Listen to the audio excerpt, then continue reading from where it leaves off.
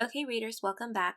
So, I'm hoping you listened to our last interactive read aloud because it was part one of this book that we're going to read today, Nerdy Birdy Tweets.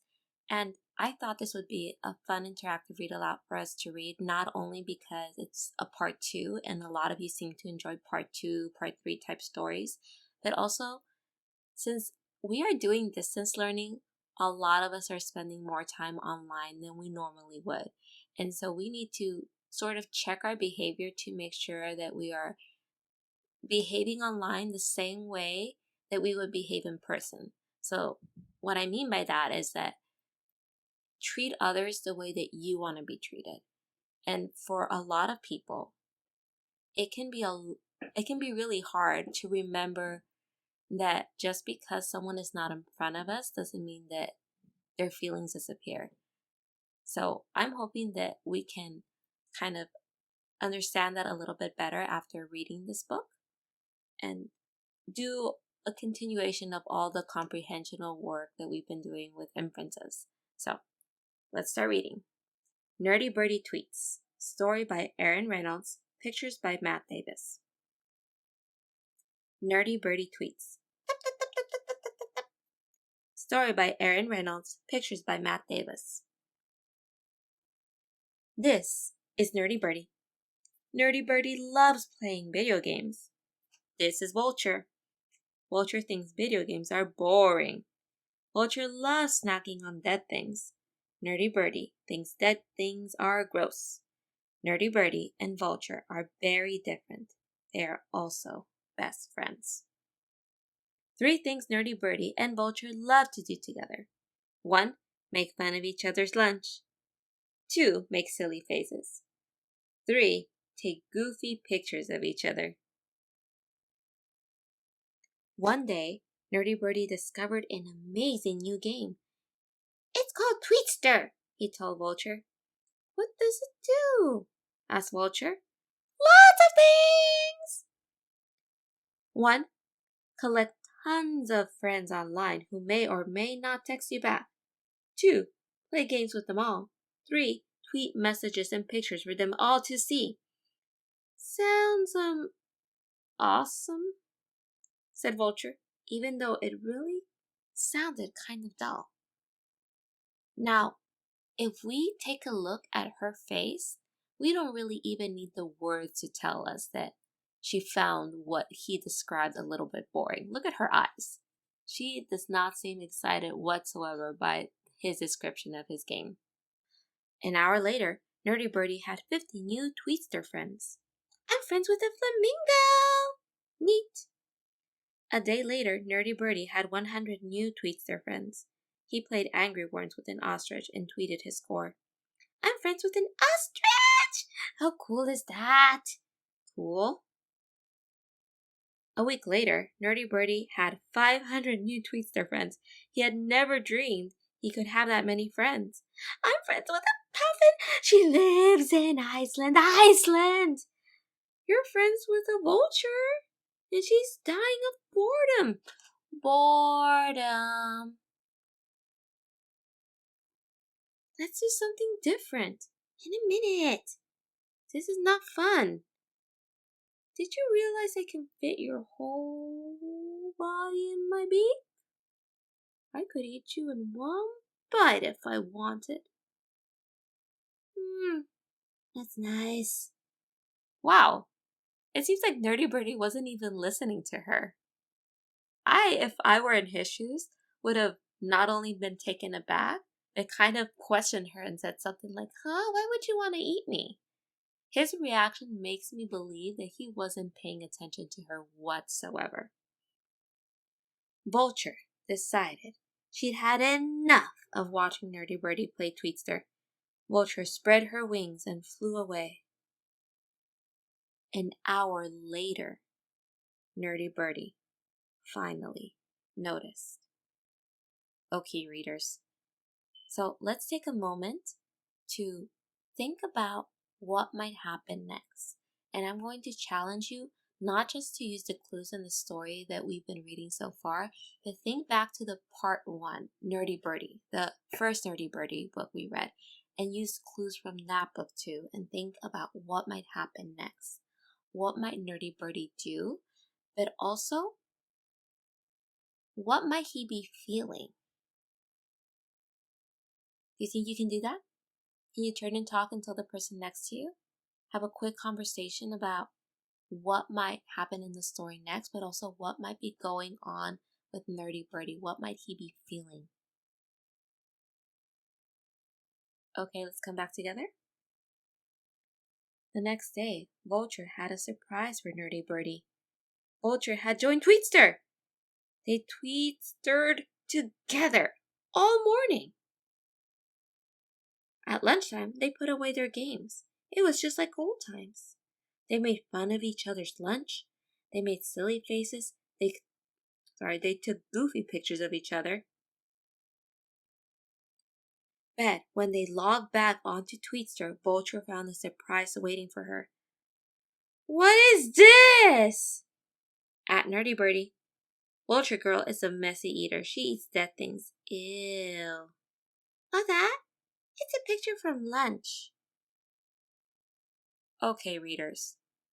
So you know what? When I asked you to do some thinking about what might happen next and what might Nerdy Birdie be feeling, in my head, what was going on, what I was thinking was going on, is that Nerdy Birdie felt a little bit guilty about how he's been ignoring his friend and how he was maybe possibly promising himself that the next day he was going to be a much better friend, to start paying attention to her and stop caring about all these other friends that he has online that are not even in his life.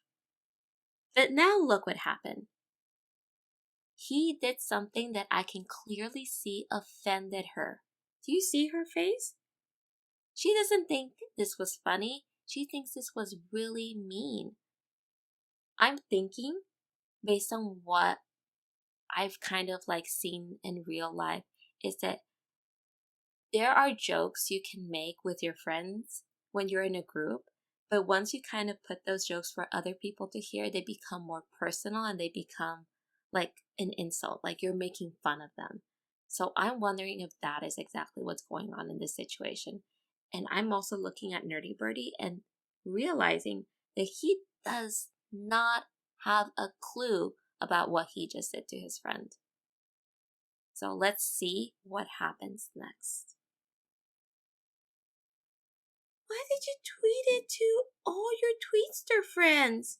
I thought it was funny. Just because you thought it doesn't mean you should tweet it. Why? It's embarrassing. I just thought, no, you didn't. Vulture spread her wings and flew away. Oh, I'm wondering now, readers, if Nerdy Birdie feels a little bit guilty. Remember, early on in the story, he was completely ignoring her when he was gaining all these friends online.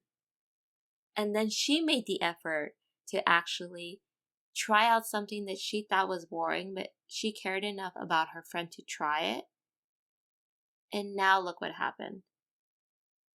So I'm wondering if, like I said, now he feels a little bit guilty and if now his behavior is going to change. Or what might happen next. I don't know. We're going to have to keep reading. An hour later, Vulture hadn't come back to their favorite telephone wire. A day later, Vulture still wouldn't answer any of Nerdy Birdie's calls. Vulture! A week later, Nerdy Birdie found a dead squirrel on the road, Vulture's favorite snack. He waited for hours, hoping she might stop by. Vulture never showed up. Oh, her feelings must be really hurt. But then it hit him. Nerdy Birdie had 500 Tweetster friends. He'd ask them for advice. He tweeted at Nerdy Birdie, "My best friend is mad at me. What should I do?" 10 minutes later, nobody had tweeted back. An hour later, nobody had tweeted back. A day later, only 3 Tweetster friends had tweeted back. At Puffin Stuff. What do you want me to do about it? I live in Iceland. Unhelpful. Ostrich, 49. LOL, seems to be you. Super unhelpful. At Pink Flamingo, try not to be such a bird brain, LOL. It wasn't meant to be helpful. But it was. Super duper helpful. So readers, I want us to do a little bit more inference work now. So look at his face and think, what does he mean by that? It wasn't super duper helpful, but in a way it was. So if we're doing inference work, remember, we have to use the clues in the story. We have to use our own background knowledge to help support our thinking.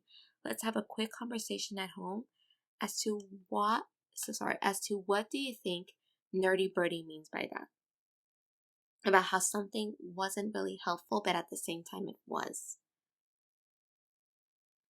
Okay, reader, so I'm thinking, and I'm using again my own background knowledge and the clues in the story, that Nerdy Birdie just realized that yes, he has a lot of friends online, but the ones he truly cared about, actually the one that he truly cared about, is not in his life anymore. She disappeared. She flew away because of his behavior, because he wasn't a good friend to her. So he's coming to the realization that having a lot of friends doesn't mean anything if the ones you truly care about are not in your life. So I'm thinking that on the next page, he's going to make a really big effort to show the friends that he really cares about, to show Vulture really that he really cares about her. But I don't know exactly what he's going to do to prove that. I'm thinking about it, but I really can't come up with a good guess as to what he might do.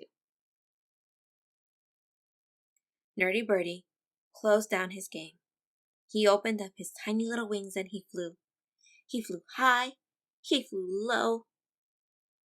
He flew across town. He flew over fields until he spotted her. Vulture blended right into the branches of a dead oak tree. But Nerdy Birdie knew his best friend a mile away. I was a bird brain. Vulture said nothing. I shouldn't have tweeted that photo of you. Vulture said nothing. I'm sorry, said Nerdy Birdie. You should be, said Vulture. I really am. And he really was. What about your 500 Tweetster friends? Nerdy Birdie shrugged. One real, live you is worth 1,000 Tweetster friends. This is Nerdy Birdie. This is Vulture. They are very different. They are also best friends. Some days Nerdy Birdie decides what they should do. Take that! I just beat your Angry Worm's all-time high score. One more game, please. Some days Vulture decides what they should do. Dead raccoon! Dead ahead! I see it! And some days they even get together and tweet. Oh, but look, it's a different kind of tweet. Okay, so readers, I'm hoping that this book kind of got us to think about how we need to behave, not just with our friends in our everyday life, but with how we behave online. A lot of us are doing more online activity. We're spending more time on the internet, and we have to be really, really conscious that our behavior doesn't change just because we don't see the people online in front of us. We have to care about people's feelings, even if they're not right in front of us. So thank you for reading with me again today. I can't wait to read again with you tomorrow. Bye-bye.